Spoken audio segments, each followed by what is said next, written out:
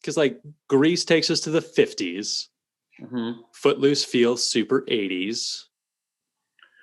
Is like What about? Glee the 2000s version of this? I don't. Yeah, yeah, High I School guess. Musical, maybe? Yeah, High School Musical is definitely like the early 2000s, probably Glee. Nowadays, I don't even know what you'd say is like the 2010s, 2020s version. I don't even know if we've had it yet. I don't think we've got it.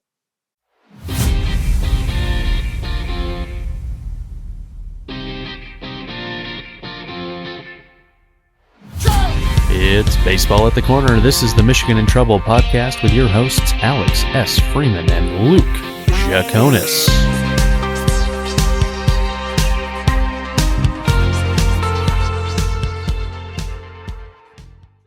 Hello and welcome to the Michigan and Trumbull podcast.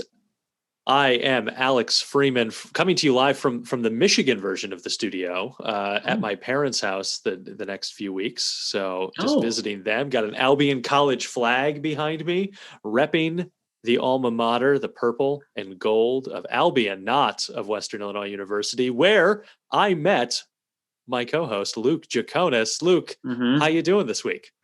I'm good. I'm not in Michigan. I'm not. Are you guys under like snowstorm like warnings out there? Because right now in Naples, we don't even know what the word snow means. It's like 75 and sunny. It's paradise pretty much. You've got snow worries down in Maples.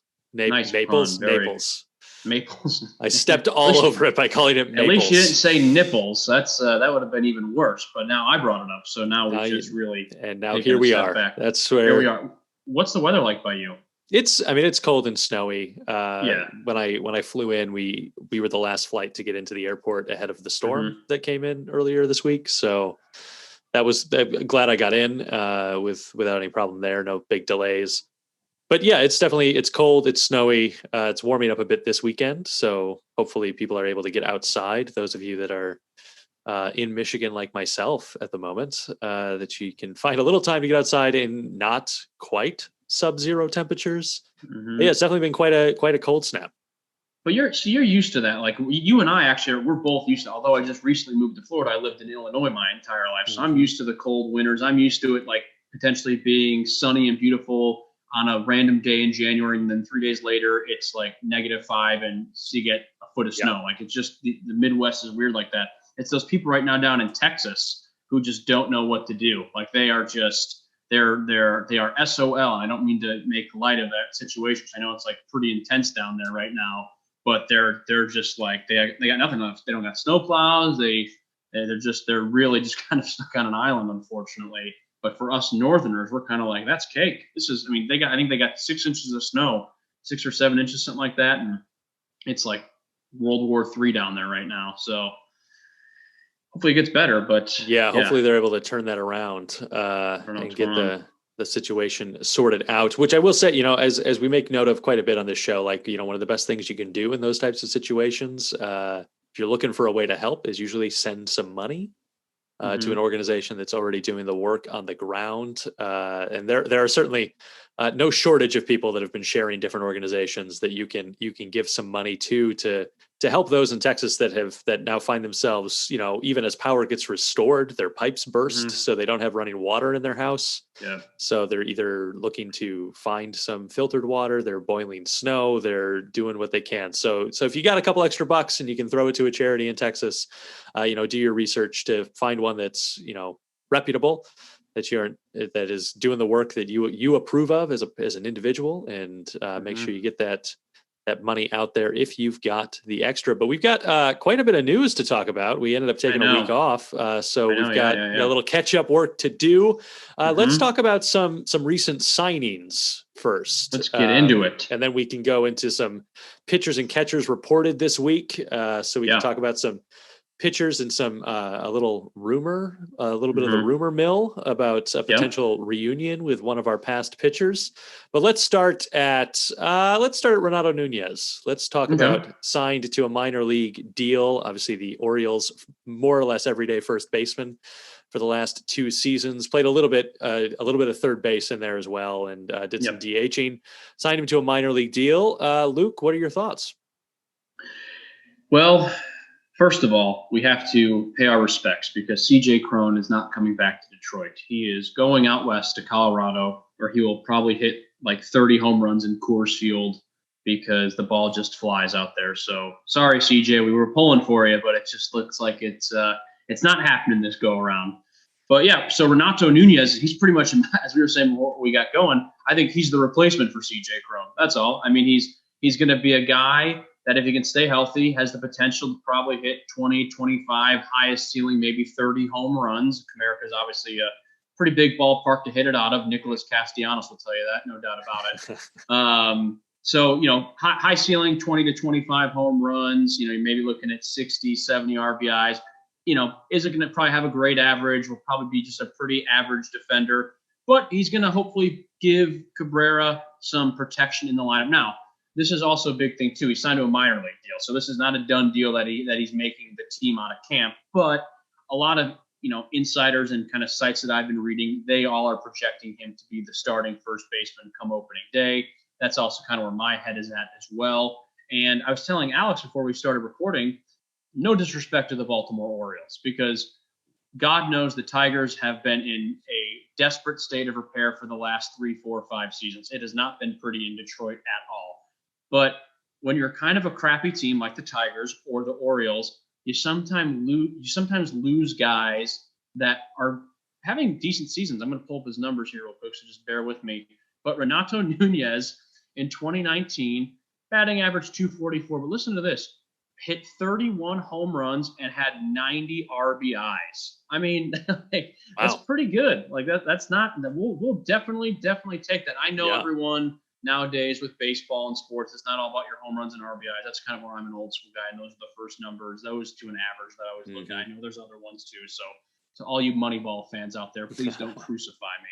But I'm just saying. I mean, those are impressive numbers that could definitely help a team like the Tigers in the state that they're currently in. And my point when I was making about Baltimore, a guy like that with those numbers, they kind of get lost in the shuffle because they're not a great team. They're a smaller market team. And when you have a guy like that, I mean, those are decent numbers. So hopefully he can bring some of that to Detroit and he'll fit in nicely. Yeah, absolutely. I mean, I think that is, I love about this deal is that it is to a minor league deal. So they're not committed to him being at first base. So if they get him into camp and he's not who they think he is and who they think he can be, they're not hamstrung by anything. Or if they decide that, he needs a little bit more time to get kind of where we want him to be, he can start out in Toledo. There's a lot of optionality available in that deal, which I love to see. And similarly too, going on to another deal, the Nomar Mazara signing for 1 year, $1.75 million, who we assume will be the starting right fielder. That's another kind of nice move where we have all these guys. Like we've talked about the outfield a lot and how there's, a lot of question marks. There are a lot of guys fighting for those jobs, but there were not clear winners. But now like the outfield's starting to take shape and it's not bad. It's an interesting outfield too, because you're going to have Jacoby in center. And let's all just cross our fingers, cross our toes, say whatever prayers you say that he can stay healthy this year. Because I think we all want to see a full season where Jacoby Jones can get through a full season. Because we all love Jacoby. He's one of the longest tenured Tigers at this point, which is crazy to say, but he is. And we want to see him do a full healthy season for the Tigers because that would be awesome. Then you got Robbie Grossman, who's probably going to be the starting left fielder. Again, and we've talked about this on past episodes, that's an okay signing. That's not going to send your team to the World Series, and that's not going to keep you in the basement. I think Robbie Grossman is going to be a very average, everyday left fielder, and right now I think that's good for the Tigers, honestly. I think that's not a bad spot to be in. The Nomar Mazara signing is a little bit more questionable to me just because we have mentioned it on past episodes. There's such a logjam in right field with so many guys potentially fighting for that spot. Now, and I don't think Nomar Mazara is just going to be handed the job on a silver platter, but I do think if the season were to start today, he would be the guy. I could see potentially in camp, if he doesn't have a great camp, and someone like Daz Cameron or Victor Reyes has a really kind of, show-stopping camp, then maybe they would get it come opening day. But yeah, the Mazara one is interesting. Now, obviously, Mazara is a fascinating case as well because he had a really nice kind of upbringing with the Rangers. Then he goes to the White Sox, and he really doesn't do much. Mm-hmm. So he's definitely coming off a downer season, which is why the Tigers are pretty much able to get him for so cheap. But, maybe there's something in there. Alex, you and I were talking before we started recording that there's some guys on this team right now that are on this roster. If they make the team and whatnot, there's that potential where they're kind of in that weird in-between phase of their career. Like, they're not like a Jordan Zimmerman last year, who we all know we're like, good God, this is going to be brutal. Like, we're not with, I don't look at Nomar Mazara and think that. But I also think at the same time, this could actually be okay, or this is not going to work. One of those two things. So I think guys like Nunez like that. I think of Wilson Ramos like that. Jose Urena. Nomar Mazar, as I just mentioned, Robbie Grossman's another one that comes to mind. So, I mean, there's just a lot of these guys right now that it's like, okay, they're okay. I'm not going to say that they're going to make or break your team, but we got to see what they do. And I think some of them are going to surpass our expectations, and some of them are going to fall short. Yeah, I feel like a couple of the like Renato Nunez, like Nomar Mazara, even Robbie Grossman, like those types of. There's been a handful of these signings this year have done things to like buy more time for some of the guys that we were a little reliant on last season. Yeah. That now, like, okay, we can start you in Toledo. We can leave you in Toledo for a bit. We can really work out. We can answer the question, can Daz Cameron hit a ball? And we can, work that out in Toledo before we bring him up to the show to try and be an everyday member of this roster. And I think that's exciting to me. Like, yeah, like, are you going to go win a World Series with Renato Nunez and Nomar Mazara?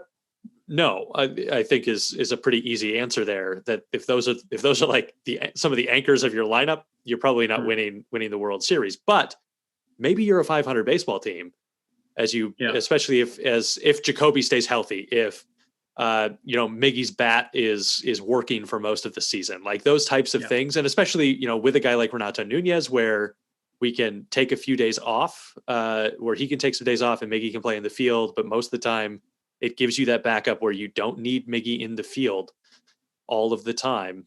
That can only be good for Miggy's longevity and his season. Yeah. Also, a good thing too with them bringing in, I for whatever reason, I like this Nunez, this signing. I think it's kind of sneaky. I think it's kind of under the radar, and I think it has the potential to be kind of like, wow, I didn't see this coming, but this is a pleasant surprise. So I think that's great. Another good thing too with if you can get Nunez and makes the team and he gets the starting job out of camp, you got Nunez at first. That means Jamer's going back to third, which is, as I've been saying all offseason long, that's where I want Jamer to be. He's coming off the best season of his career. Don't try to mess with his head and throw him at a position that he's not as comfortable with as third base. Granted, he played first base last year when C.J. Cron went down with the season-ending surgery, and he did a fine job.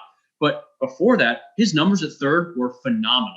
He was having a great season, not only offensively and defensively. Albeit offensively, he got off to the slow start. But once he got things going, it was the best season of his career. So as we've said before, guys like Jamer Candelario, guys like Willie Castro, I'm so excited to see where they're going to go this year. Also, I know it's been a while since we talked about this, but did we talk about Scope coming back? I think we did, right? We did. Yeah, we did. Yeah, okay, last episode. I know it's been a minute. So, I mean, and that's great too. I'm excited to see Scopey back. And I think even he said he kind of wants to play all around. Maybe throw him at third or maybe short. I don't know. Again, I'd like to maybe see them keep him at second.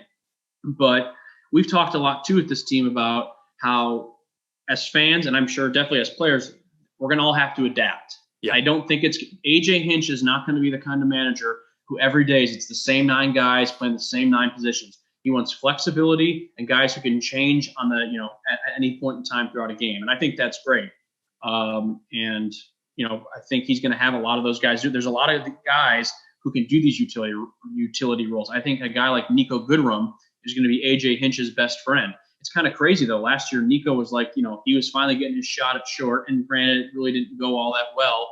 So now he's kind of back to being the super utility guy. But Nico can play anywhere. I'm not really worried about his defense, more so just kind of the bat at this point. But I think it'll be interesting to see. There was something else I wanted to mention real quick, because I know we want to talk pitchers and stuff and some other news. Oh, I actually have an article here, and I didn't put this in our show notes, so I apologize, Alex. But what are we going to do with you, Luke?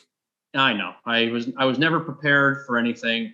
I'm just never prepared. Okay, so I found an article on MLB.com, and it predicts Heard of it. the 21 lineups, rotations, and closers.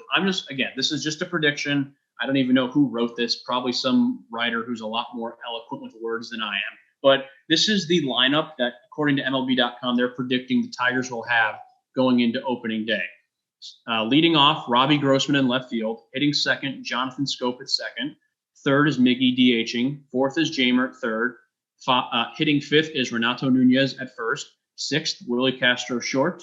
Seventh, Wilson Ramos at catcher. Eighth, Nomar Mazara right field. And ninth, Jacoby in center. What do we think about that? Yeah, as we were having this conversation, what occurred to me is that like a month ago, most of our conversation about the roster was I don't know, we'll have to see in camp. Well, I don't know, we'll have to see in camp. Mm-hmm. And like certainly we still have to see in camp. Mm-hmm. But like what you just read feels exactly like all of those guys, it's now their job to lose, which is kind of a different sensation. And I like that lineup, like assuming all those guys kind of hit like we think they can hit. That feels, again, not a World Series winning lineup. I don't think I would go that far. Probably not even an American League Central championship lineup, but a competitive lineup, a lineup that can go out and can battle with the teams in the American League Central, with most teams in the league.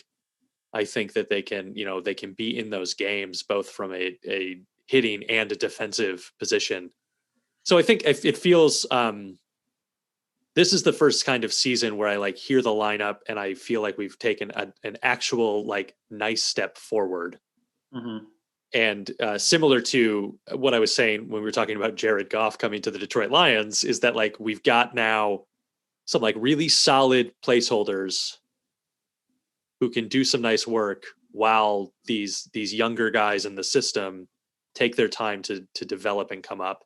And hopefully, by the end of the season, if we're not like really, really in a pennant race, if we're not really in a fight for a wild card, or even if we are in a fight for a wild card, like seeing some of those younger guys take over some of these jobs would be great to see in this season. But if that's the opening day lineup, that sounds great. I would almost like to, and this is not me trying to be negative, we're going to have to save this clip of the show and play it again next year. Because when I look at that lineup, I agree with you. I think, these are some guys that I think on paper, if some of these guys like Mazara and Wilson Ramos and Jonathan Schoop can kind of find their former selves, this is a really kind of intriguing and might even be kind of a sneaky hot lineup to have. Mm-hmm. Pitching is a complete different story, but we'll get into that in a little bit. But the one thing that when I see this, I think of one word, and that's rental. So many of these guys, I feel like since they're on these one-year deals, except Robbie Grossman, for whatever reason, he got a multi-year contract, which was the first in like 6 or 7 seasons, which is funny. But again, I'm kind of like, oh, okay, interesting. Most of those guys, except Robbie Grossman, all on one-year deals. Mm-hmm. So you could see a situation where if some of these guys are hot and the Tigers are scuffling, that they're getting dealt at the deadline. You could also see a situation that's, maybe more likely than not to happen, that they're not back next year. Or maybe it's a situation like Jonathan Schoop where, hey, he had a pretty solid 2020. He obviously made a lasting impression with Detroit. The team must like him. Management must like him. So they brought him back again this year. The issue that the Tigers will run into, I think, with this season, as we get further and further into the season, and then more so next year and seasons to come, at a certain point in time, it's great right now to have Nomar Mazara if you want to throw him in right and see if he can kind of discover his old self. That's all fine and dandy in theory. But eventually, Daz Cameron's going to need a chance to show what he's got. I don't think Derek Hill's getting a chance anytime soon. I think the organization has pretty much just given up on him at this point, which I don't get. For years, we heard he was a big prospect. The dude gets like 6 at-bats last year, and they pretty much tell him to go to the back of the line. I think that's stupid, but maybe I'll be proven wrong this year. And then there's also this young guy coming up in the minors named Riley Green, who eventually is going to need his shot. And he will most definitely get his shot. If it comes down to a situation where you have a Nomar Mazara type player versus Riley Green, sorry, Nomar, we're going to have to let Riley take it from here. And that's not just being disrespectful. That's just the fact is that Riley Green is one of our biggest prospects coming to Detroit, hopefully in the coming season or so, seasons. But I think that lineup is interesting. Another thing that really jumped out to me in comparison from last year, I should have looked up last year's lineup. A lot of new faces and names in that lineup. You got Robbie Grossman, Renato Nunez, Wilson Ramos, Nomar Mazzara, and if you're looking at the start of last season, Willie Castro was not the starting shortstop. That belonged to Nico. So really, half the lineup is brand new this year. So that also might be kind of telling, too, of where the Tigers are at. They're in that rebuilding phase, which is just the worst phrase I've ever heard in my life, but I digress. But yeah, so it's kind of a lot of new faces. And I said, it's exciting. It could go great. It could go the way some of us might think it might go. We'll be like, yeah, this is kind of what we expected. So it'll be fun to kind of keep an eye on it, though. I mean, I think that like it's interesting because you did bring up the rebuilding, and I think that if you like, this doesn't necessarily feel like we're rebuilding, that's why we're not winning any baseball games kind of roster. Like a lot of these moves, like some of these kind of like sneaky moves, like we could ultimately decide to make a commitment to some of these guys for 2 or 3 years. These don't necessarily feel like, Renato Nunez. Great. If he's, if it works out this year and we like it, like, yeah, let's sign him to a 2-3 year deal. So that we can wait for Torkelson to come up and play first base because he's a first baseman. Stop trying to put him at third. But stop trying to make third happen. It's not going to happen. It's not going to happen. And similarly, like it is nice also that we don't have to like try and turn some of these infielders into outfielders. Right. Which is a thing that even a month ago we were talking about maybe they would try and do. Yeah, like Harold Castro is going to play the outfield or something. Yeah, and it's like, okay, we don't have to do that now. We can actually, we have a real lineup where these guys can actually play in their position. So it does feel like we have, AJ Hinch has talked about how he wants to be competitive now. He understands that there's like development happening in the organization, but he wants the team to look more like the Cardinals, who we talk about. Never in a rebuilding phase are the Cardinals. Yeah, they never. And just some of these moves are like over. Starting to feel like we could be like Al's getting a little bit more creative in bringing in guys who can fill a gap for a year, while we fill out the roster without hamstringing us to a massive contract that we're never going to be able to get off the books. And I used the term before we started recording that we might have a couple diamonds in the rough on this team for all of you Aladdin fans out there. And I think of one guy, a former Tiger, who kind of came to us as a diamond in the rough, so to speak. I think they got him off a minor league contract from the Houston Astros, a young man by the name of J.D. Martinez. Remember when J.D. Martinez came to the Tigers? He was a nobody. I mean, they pretty much took a flyer on him. It was not until he was with the Tigers that he became the J.D. Martinez that we all know today. And then obviously he went on in Boston and all that good stuff.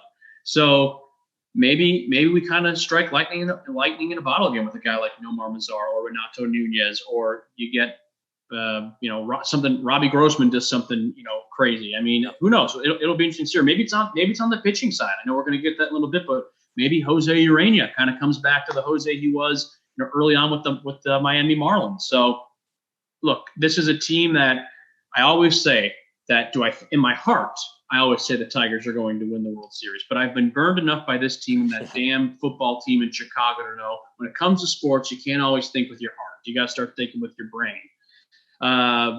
So my heart says they're always going to win the World Series. My brain says it would be really great if this team could get within the vicinity of a 500 season. And even that, I think, is a tall task, because keep in mind, I don't think the Tigers have finished 500 since 2016. So it's been a while. In 17, 19, and 20, they finished last in their division. And in 2018, I think they finished third, but they were like 64 and 98 or something like that. So, I mean, even finishing not just below great. 500. It's like it's been well below 500. Yeah. So I mean, and I don't want to say like you're settling for like, hey, personally, I don't want to set this as the precedent. But I guess for this season, if the Tigers were like a 75 to 77 win ball club, I would be like, okay, like obviously this still is not good. There is a lot of work that needs to be done, but this is a significant improvement from what we've seen over the last 4 seasons. So, and I know we're going to get into some questions in a bit about over-unders and all that stuff, so I don't want to brush past that, but just, we'll have to see. Let's go there right now while we're in the middle of it. Let's do that right now. Then we'll take our ad break. Then we'll come back and we'll talk pitchers and catchers. Awesome. So Pacoda, our good friends, Pacoda, says the Tigers will win 67 games this season. FoxBet, which is a legal online betting app that you can use to wager in Michigan if you are so inclined, has set the line at 69.5 wins for the Detroit Tigers. And so the question, Luke, that I posed to you, now, in your heart, you would obviously love to see the over. With your wallet, would you take the over or the under on 69.5 wins? Ooh, that's a good question, because I love to think with my heart, but when it comes to my wallet, I keep that under the mattress at night. Let's see here. I'll go over. I honestly think they can go over. I do. I'm not ready yet to give a full prediction on what I think records will be. I always like to see kind of how they're looking in camp, and I know some people might say that's stupid because it's spring training, but that's just kind of how I function. But I'll take the over on that. I think, honestly, this team has the potential to win in the ballpark of 70 to 73 games. Yeah. I think definitely low 70s. I mean, I think if you start getting that mid to high 70s range, that's kind of where I go, okay. And I'll be honest, even if they get to, of course, again, we want them finishing 500, winning World Series, all that stuff. But, let's be realistic here. Even if they don't end in that area that I just kind of talked about, that 75 or 77 win, even if they're low 70s, like 70, 71, even I could be like, all right, like this is a step forward. Look, anything's better than 2019. We've said that a bunch of times. So, and 2020 was a shortened season. So I really feel like we haven't seen this team like play in a while. And I know obviously that's the case because they haven't played since September, but I don't know. It just feels like we haven't seen them play like we think they can in quite some time. And we know that's true because it's been quite a few seasons, as I just mentioned, when they were playing competitive baseball. So, yeah, I'll take the over. Yeah. So one of the things to note here is that the last 3 seasons, Pacoda has woefully over-predicted the Tigers' win total, usually by about 4 or 5 games, even worse sometimes, where, so based on that, like this would put them more at like 63 wins, based on how Pacoda has performed with them in the past. But obviously, lots of new names again on the roster, so maybe the combination has changed. But as I look at the way this roster is constructed, what we've been saying with if some of these guys can return to form, or at least close to form, and we haven't even really talked about how Miggy's once again in the best shape of his life. But if those types of things can kind of come in, if the pitching staff can kind of return, what I think is that I think that this is a really good line that FoxBet has set at 69.5, because I think there's no way they land at 68 or 70. I think they are either a 60 win team or like a 79 win team. Oh, wow. So you're kind of going all or nothing. Yeah, I think that they will either like way smash the under or be way over that win total because things are clicking. I tend to lean towards the over because of, I that's what I want in that scenario. But yeah, I would not be surprised if we were coming back to this at the end of the season and we were, 62 wins. I really don't. I mean, obviously we don't want that, but I really don't want that. I feel like that's just kind of been I feel like they've been stuck in this 63, 64 wins seasons for like the last 3 or 4 years now. So if they do that again, even though you got AJ Hinch and all these guys, it's like, Jesus, we're doing this again? Come on, guys. Like, yeah. I think that it's a make or break season for Al. It's a contract season. Yeah. And so I think that either all of these moves like work and Al looks like a genius and he has turned, it's not going to be a basement to the World Series type situation, but I do think it, is going to be a 100-loss team to a nearly 500 team. And that would be great. So I think that these moves either work or they don't. And I don't think they're going to, and I think 69.5 is it kind of works. And I don't think that's going to be the situation. I don't think this team is going to be as bad as everyone thinks they're going to be. And I say that every year. So I'm sure you can clip this out too and play it again this time next year when I'm saying the exact same thing. We'll run it at the same time that the Miggy is in the best shape of his life articles run. Honestly, those are the two things every year with that being a Tigers fan. You can count on someone saying Miggy's in the best shape of his life. And so you can count on me being like, I think they're going to be better than everyone thinks they are. And Tom Souls can attest to that because every year he would have to temper my expectations and I never listened to him. I said, he doesn't know what he's talking about. And then he usually knows what he's talking about. But yeah, well, I think they'll be an okay team. I'm intrigued with the lineup. We're obviously intrigued at the possibility of seeing some more of these prospects either make their debut or progress from the 2020 season into this season. And I know we're going to get into a second, so this might be the perfect segue into our ad break. The thing that I'm kind of most trepidatious about, pitching. Yeah. That is a perfect segue into our ad break. So we are going to step away for a moment, let our sponsors chat at you for about a minute, and then we will be right back to talk about pitchers and catchers and how they report it.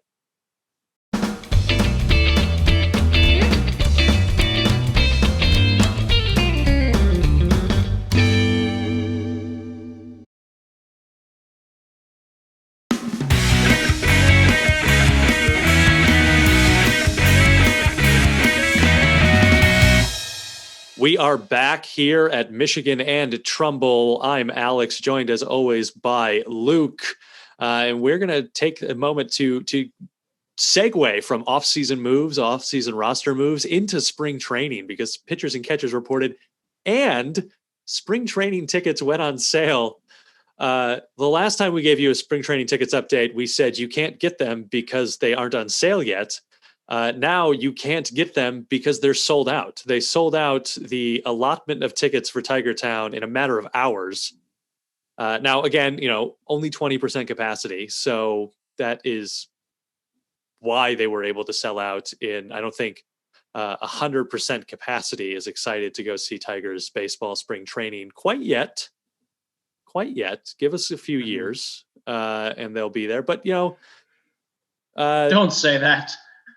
Don't say a few years. For the love of God, man, have some. I'm saying, faith. A few years before, we're selling out 100% of spring training tickets in a matter of hours. I think there's a special type of baseball fan. At this point, if it means we can go back and watch live sports, I'll go watch like a T-ball tournament. I just want to go watch live sports again. I don't give a crap what it is. I don't care. I'll go watch a freaking pontoon boat race or something if it means it can be live sports and fans can go. But no, you are right. It's insane that they sold out so quickly. I'd moved to Florida. Always said I wanted to go to see Tiger spring training. I've never been to Lakeland, never been to Joker Martian, and neglected to get tickets, and now I won't be going this year, maybe next year.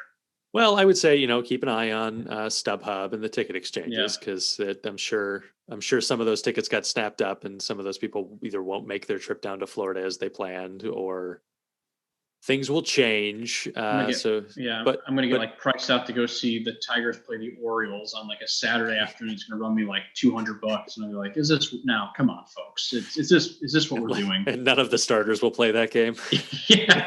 yeah. You'll essentially be watching Erie play the Baltimore Orioles, and I paid $200 to do it. So yeehaw! But also, we will take this moment to. Because it worked out. We said, tickets aren't on sale, and then tickets went on sale. So we'll take this moment to say no word yet on what the ticket situation will be for Comerica in the regular season, so that hopefully next week we're bringing you this same story again, that the regular season ticket allotment just sold out in a few hours. Do people want to go to games in Comerica right now? How cold and crappy it is? Well, it's certainly not in April. Yeah. Well, hey, as I just said, though, at this point, if that's what it takes to go see live baseball again, I guess I'll bundle up. I'll put my hat and mittens on and throw on my pea coat, and I'll drive up. Yeah, bring it on. Come on up. Yeah. I think fans will get to go back. I do. I mean, it'll be interesting to see how they do it. I think depending on what states you're in, because I know different states have been handling the shutdowns, in their own ways. But I feel confident that fans will get to be in the stands in some capacity come opening day. It might be 20%. You might have to be wearing a mask, and if you're in Detroit, you might freeze your ass off. But I think you may have a chance to do that. Well, if you're in Detroit in April, you probably want to wear the mask just for warmth, Yeah. regardless of the health implications of wearing the mask. Just wear it for warmth. So your face doesn't freeze by the 7th inning. Yeah, because New York State just opened up stadiums for 10% capacity, and requiring people to now.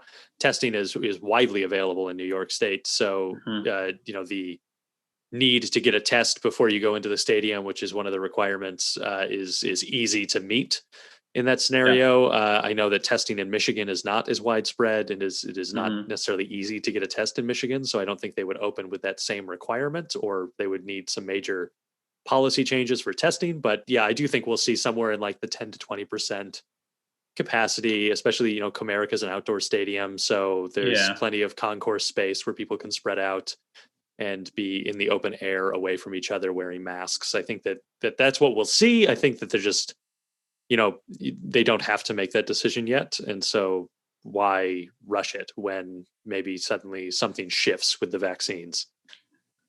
Yeah, I don't know. I don't, in terms of testing in Florida, I think you can get it, but then again, no disrespect to the state I currently live in, but also maybe a little bit of disrespect. I don't even think they think the words COVID is like a real word to begin with. So some places, not all places, I shouldn't throw shade at the entire state, but I definitely can say pretty confidently that you'll be able to go to sporting events. You'll be able to go catch a game in St. Pete or Miami if you're baseball fans come baseball season in Florida, because they're just much more out there and make your own decisions. And sometimes that's a good thing, and sometimes that's a bad thing. But we don't need to get into that entire discussion. So and Dunedin, right? Because they're spring training, yeah. And isn't that where the Blue Jays are planning to start their season? Oh, is that true? I did not know that. I think they are. I guess because I didn't. I guess I hadn't heard much about them crossing the border in Toronto and all that stuff. So yeah, I just assumed they'd maybe go back to their AAA affiliate in Buffalo or whatever. But I guess they probably won't be able to do that now because the minor leagues, because there's going to be a minor league season. So Buffalo's going to be playing. Yeah. Yeah, that's cool. Yeah, no, I'll be. And is Buffalo still there? I thought so. I thought they played in Buffalo. We could be totally wrong. They played in Buffalo last year. I just don't know if Buffalo is still in their farm system. I don't know. That may have just. Oh yeah, I don't know. If we're completely botching this, folks, forgive us. We talk Tigers, not Buffalo. We do not talk Buffalo Blue We are not Jays. A Buffalo Bills podcast. We're not jumping through tables like it's WWE Hell in a Cell. But I'm not going to lie, I do kind of want to try that sometimes. Does that surprise you? That I would like to jump off like a pickup truck through a folding table on a tailgate Sunday afternoon in Buffalo? There's the only part of that surprised me is that it would take place in Buffalo. That's the only. I'm going to do it right now. Part of that news story that that's going to be how we're going to close the show. I'm going to turn my camera on and I'm going to do it through the coffee table. Florida man breaks neck doing stunt on podcast. That's the headline. And honestly, that wouldn't even be the weirdest headline of the day for a Florida man down here. So that'd probably rank like 6th or 7th on the list. Oh man, Florida man. But pitchers and catchers have all become Florida men at this point, as they have reported. Well, not all. We're missing Jose Urena, Gregory Soto, Franklin Perez, and Gerson Moreno, who are awaiting work visas. No other reason than that. So we're just kind of bureaucratic paperwork that is taking some time to get through. There is a pandemic going on. I don't know if people remember, but that is probably certainly slowing things down a bit. Let's see here. Where do we want to start as we talk pitchers and catchers?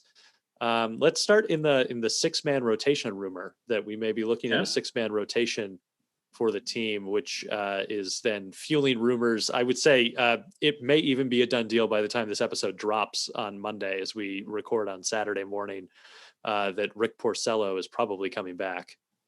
Oh, you think it's happening? I think it is. I think it. Oh, I don't think it's happening at all. I Oh, think it's interesting. over. Yeah, we have a little division. Oh, they're fighting. Oh, here we go. Look I don't out, think it's everybody. happening anymore. Going through a table. I think it would have happened because last night they signed. Sources said unless that deal falls through, that Julio Teheran signed a minor league deal. So did Willie Peralta. So I think that kind of puts the nail in the coffin on Porcello coming back. I was, for the record, all for a Rick Porcello reunion. I thought that would have been a lot of fun. He literally started his career with the Tigers. He was some young buck. Jim Leland just kind of took a flyer on him, was like, all right, man, you're in the rotation out of camp. Go for it, dude. And it would have been kind of cool to see the contrast of him being with the team so young and early on in his career. He goes out, has this, phenomenal success with Boston and everything like that. And then he comes back to the Tigers definitely as his career is winding down. I thought that would have been a really fun narrative to kind of see. And maybe that's a narrative we see next year with Justin Verlander. Who knows, to be determined. But, I don't think Porcello is happening. Now that they went out and signed Teheran to that minor league deal, if that deal, again, goes through, I think that's going to kind of put the kibosh on any more pitcher signings. I could be wrong. God forbid there's an injury or something in camp, or, someone's just not working out, or maybe they get a great deal with Rick. But I don't think the Porcello thing's happening. Now, why do you think it's happening? I think it's happening. It just feels there's certainly like guys who could make the roster coming out of camp. But I think that, we are still lacking a real anchor in the rotation. There's certainly guys that have and not that Rick would be without question marks coming back into the rotation, but it would be more in the Spencer Turnbull question mark category, where it's it's going to be fine. And I think that, that would be a good kind of final addition to this roster as we kind of head towards spring training. So, but I think you do make some good points about why it may be off at this point, but I do, I don't know what other interest is floating around for Rick. And so maybe he'll get somewhere. It's a nice landing spot for him. Yeah. I don't say this as a negative, but he's kind of at the innings eater portion of his career. He's got that veteran mindset where he can help the young pitchers develop.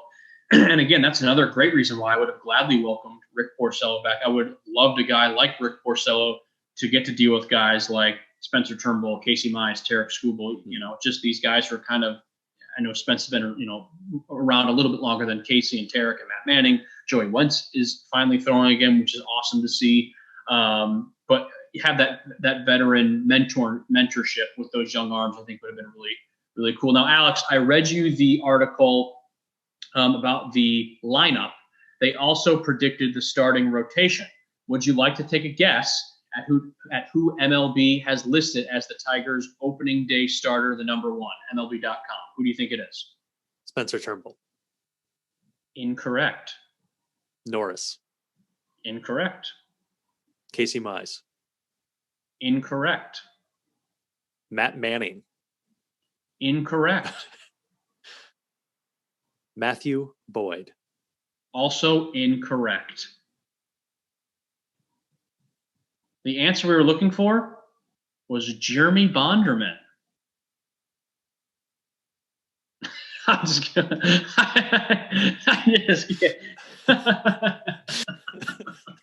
I'm just messing with you. It was Spence. You really got me. That was good. I was like, wow, what do they know at MLB.com? Who's the who wrote this? Jeremy Bonderman. He wrote it. I'm coming back. Man, this is my second WWE reference, but the 30th man in the Royal Rumble, who's that surprise guest running down to the ring trying to get that ticket to WrestleMania. That's Jeremy Bonderman. No, the answer is Spencer Turnbull. They had him listed as the number one. It went Spence, Matthew Boyd, Urania, Fulmer, Norris. Which I don't really like that 5-man rotation, but I can get to that in a second. What are your thoughts on it?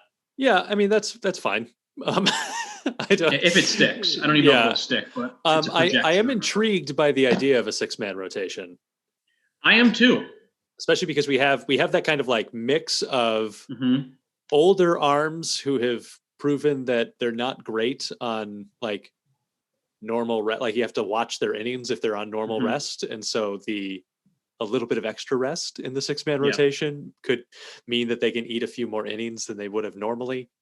That you can spread out that workload of same number of innings in a season, but with a little bit more rest. Plus that you have those young arms coming into the rotation, and it opens up a rotation spot for guys like Matt Manning to come into the rotation as they get ready.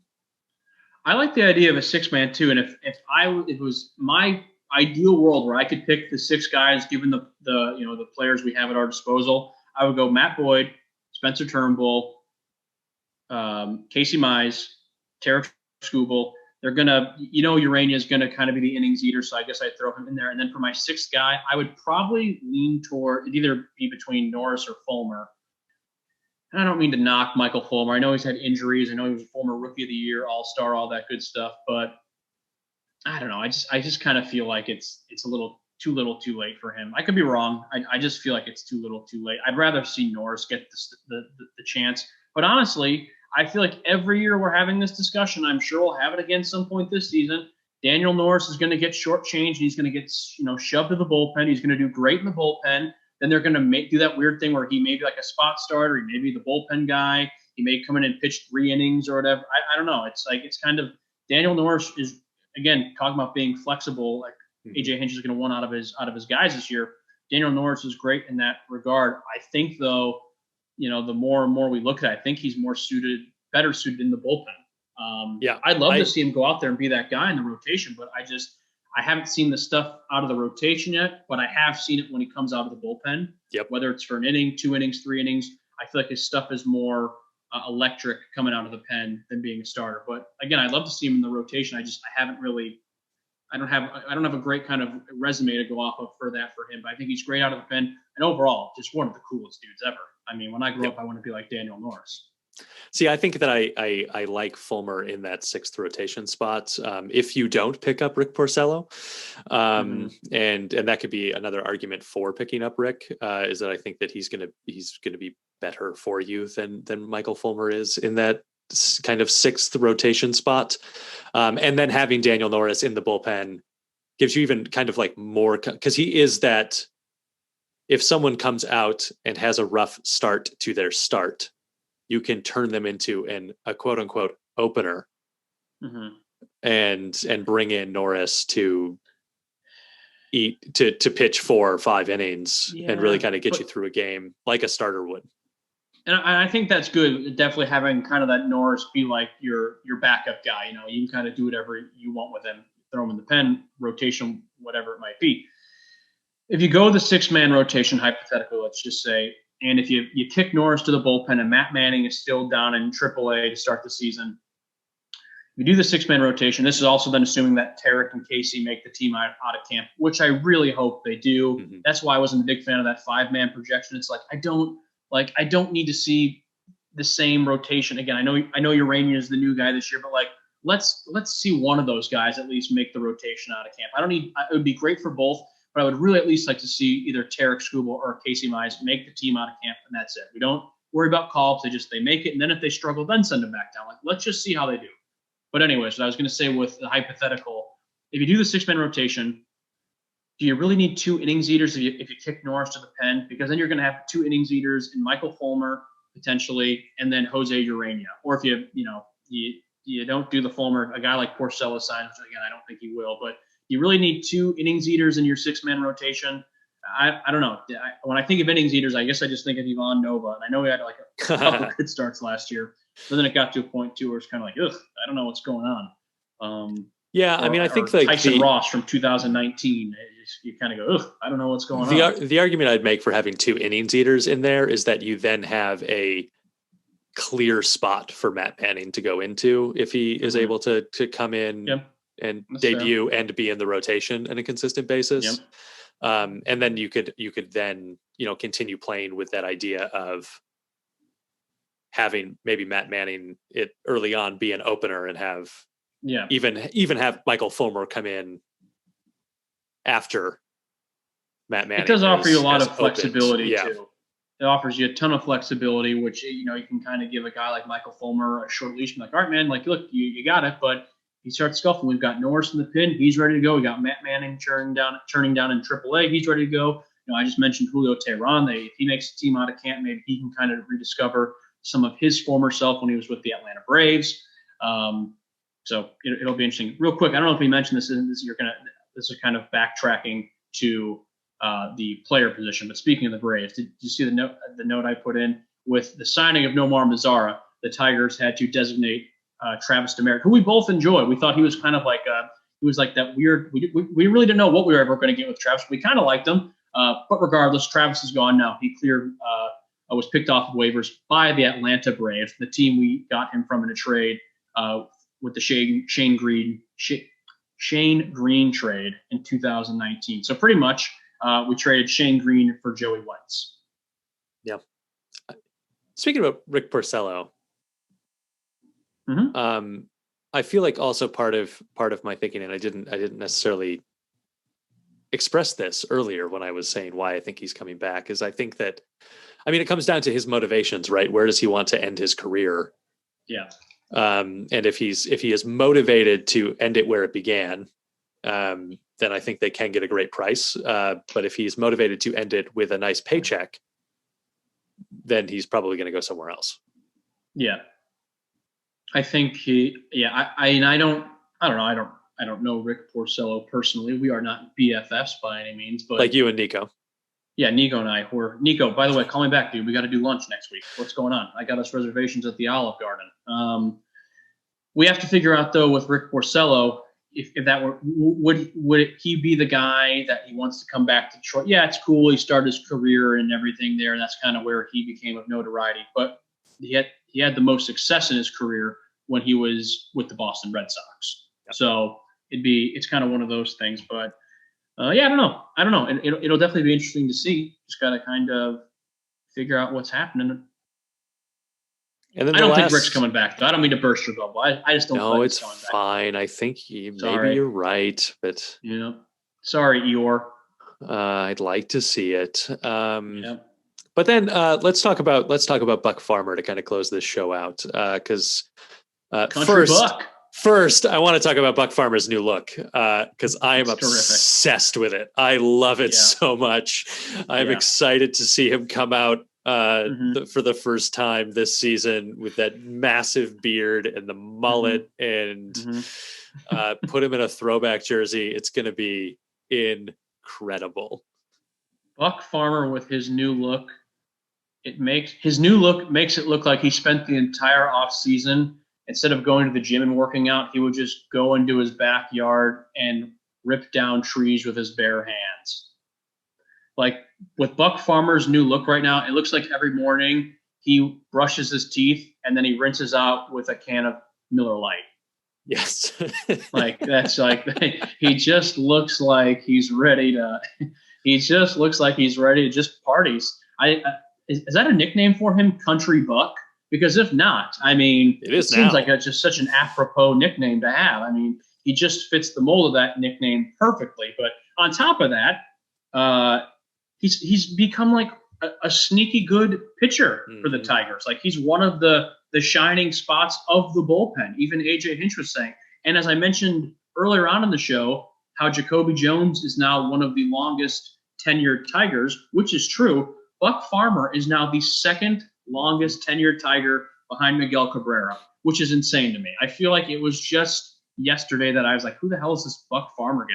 When Buck Farmer first came up, kind of like Victor Reyes, I also wasn't a huge fan just because his stuff really wasn't there, and I was probably just being an impatient douche of a fan. But I digress. I don't have the mullet and the beard to pull it off like Muck does, like Buck does. You got to be careful when you're saying Buck because you throw an F in there, and next thing you know, this show's rated R, so you really got to sound it out in your head before you speak. But I think Buck Farmer is really wow. Good job, Luke. I think Buck Farmer has a lot of potential to kind of grow and mold into a prominent member of the Tigers bullpen. I think the eighth inning, I really like him as that setup guy. I know we're kind of figuring out the closer thing. Taking it back to that MLB article, would you like to take a guess at who they said will be the Tigers closer on opening day? I would like it to be. And it's not Jeremy Bonderman. I would like it to be Gregory Soto, Mm-hmm. but I don't know if my impression is that a lot of the quote unquote experts don't agree with that assessment. Buck Farmer? No, nope, nope, nope. No, I got nothing. Brian Garcia. Interesting.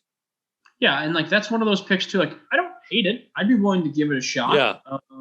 I feel like it's going to be kind of a trial run, spring training, and even the first month or two into the season with the closer role. It could be. I could see it being Brian Garcia's. I could see him giving Joe Jimenez another shot. Gregory Soto gets a shot, and maybe even Buck Farmer gets a shot. I don't know. It'd be interesting to see. But I do like that. Like a lot of the conversation around Buck Farmer and what his role is going to be is, to me, been really instrumental in understanding how AJ Hinch is thinking about this lineup, because it is. Yeah. He's explicitly said that we don't want to pigeonhole Buck into a specific role. That he, is best coming out into some high leverage situations, and that could be the fifth inning, and letting him be that guy that comes out in those high leverage situations, as opposed to like, we got to wait till the eighth because Buck is our setup guy. Yeah. It's like, no, like this is a high pressure situation. This is a great moment for Buck Farmer.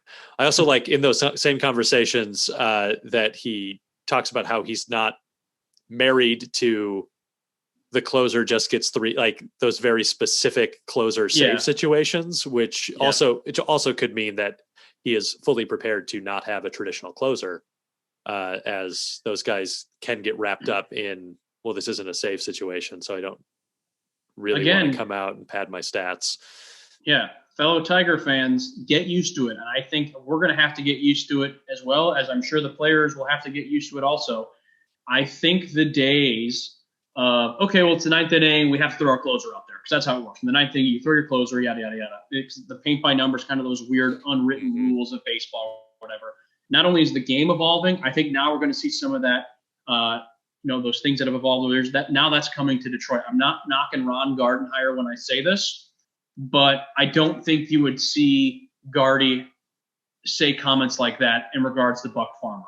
I could be wrong. Maybe he said that in the past, and I'm speaking out of turn here. But Gardy was more of an old school manager, probably not the most analytically sound, probably operated by those old school rules. AJ Hinch is a different breed, different type of manager. We're going to really dive deep into analytics, more so than the Tigers have been the last few seasons, which is great. But I think this is going to become a common trend, not only with the lineup and defensively, but even it's going to make its way to the pitching rotation, which is why we're having conversations of maybe a six-man rotation, which is why we're having these conversations of Buck Farmer being that high-pressure guy, whether it's the ninth inning or maybe the sixth inning. It doesn't really matter. So Tigers fans, if you're used to the old way of being like, this is how it's been for all these years, you may want to drop that. You may want to start kind of adapting and evolving with the rest of us, because I think it's going to be a lot of kind of flying by the seat of our pants. And when a guy needs to step up, no matter what inning, no matter what position it's in, no matter what the situation is, it's going to happen. Yeah, I think that, the evolution of coaching in baseball is finally kind of catching up to what other sports have done, where it's like, basketball, you think about basketball, you used to have your 1, 2, 3, 4, 5. And now like those true position types are just thrown out the window. That, one of your best, it may make sense for your offense and the way your team is structured, that you're the guy who is actually your power forward brings it up the floor. That, you play to the roster that you have, as opposed to trying to make your roster fit some predefined, as you said, paint by numbers thing. I think that baseball is the last of the sports to kind of get to that. And I think that AJ Hinch is a manager that's definitely out on the kind of front edge of that, of what's the roster that we have? What are these guys good at? Okay, so the high leverage situation is coming in the sixth, where we've got 3 on. They've got 3 on. We're up by 2 runs, and we got to get 2 outs. Yeah, let's bring in Buck Farmer. I don't care that it's the 5th inning. Yep. No, that's a great point. And again, this kind of goes back to a conversation that we had in November. say what you will about Al Avila. I have a ton of issues with the way he has kind of run this organization, and some of just his personal comments that he's made about where this team is at, rebuilding, I think all that stuff. But you got to give him credit. He went out there and got the best manager this offseason for this team. I am so happy we have AJ Hinch. I know at first we were all kind of like, oh, the scandal and all that stuff. To me, that's such a distant memory at this point. It doesn't even register with me. I know every now and then we post stuff about AJ Hinch. People comment on our Twitter articles, our Facebook posts, and they're like, oh, he's going to cheat his way. It's like, that is so like not even on my radar anymore that it's not even funny. I'm so stoked that we've got a guy like AJ Hinch, and I'm not knocking him because he's a Hall of Fame manager, but I am so happy we don't have Tony La Russa. I'm just so happy about it. Not that he's a bad manager, not that I don't think he will even be good with the White Sox. I just have a feeling that that team is going to have a lot of drama around it this season. And I think a lot of it is going to start at the top of Tony La Russa because he is an old school manager. Mm-hmm. Now, maybe he's going to prove me wrong and he's going to adapt and really want to get into all the analytics side of baseball. Maybe he'll put a team around him that can get him those things. But I just need to see it to believe it, unfortunately, because he's just so old school. He came up with that class of the Tony La Russas, the Jim Lelands. I think of the guys like the Lou Pinellas, all those old school guys. And I'm not knocking those. You got to respect the greats, and those guys are some of the greats. But I don't know how I would feel if Jim Leland was the manager of the Tigers in 2021. Not that I don't think he couldn't do it. The game has changed. The game has changed in 10 years. And, you have to pay your respects to the greats. But the game has changed, and I think we have a guy at the top in AJ Hinch, who has also assembled, in my opinion, a really fun, unique, and the potential to be great coaching staff behind him. So I think we have a guy who's ready to accept and embrace those changes head on, and that's why I'm stoked to have AJ Hinch. Everything he's saying, all his statements, all the press he's doing regarding this team and what he wants to see this team do over this season and for years to come, I am so on board with. We got the right guy leading the ship. Luke, I have one final question before we close the show today. Okay. And it involves, if I'm a fan who is very excited about AJ Hinch being the manager of the Detroit Tigers, can I still buy a ticket to when the Astros come to town at Yankee Stadium to boo the Astros? Oh yeah. Great. Yeah. Mm-hmm. Excellent. Yeah. Because there's still a lot of douches on the Astros, in my opinion. Like AJ Hinch definitely was wrong. We've said this before. He's admitted his mistakes, as have those players on the Astros. But as I feel like AJ Hinch has been like, I was wrong. I have learned, and I am continuing to learn from my mistakes. And I have served my time. He has served his time, absolutely. There's still guys on the Astros who are like Carlos Correa is like a huge douche. Like he embraces that villain role, like we've said a bunch of times. So we don't see AJ Hinch doing that, which is why if you want to go when the Astros come to town to a Yankee game and boo the hell out of them, by all means, go for it. Go for it. I love it. I plan to. Yep. It'll be a good time. Just don't boo AJ because we need AJ. We can't piss AJ off where he wants to leave. No, I'll cheer. I'll cheer loud and proud when the Tigers come to Yankee Stadium. It's going to be great. AJ Hinch is going to. Forget all the BS. It's in the past. It's over. The man made mistakes. We all make mistakes. You pay your price. He did. You learn and you move on. That's what it's like to be adults, people. We're not going to cancel AJ Hinch because of a stupid, mistake that he made in his past. It's over. It's done with. Let's move on. And as a Tigers fan, I am elated that we've got this guy at the helm. Absolutely. All right, Luke. Have a great week. Goodbye. And go Tigers. I said goodbye. That's it. I'm done. Goodbye, everybody. Show over.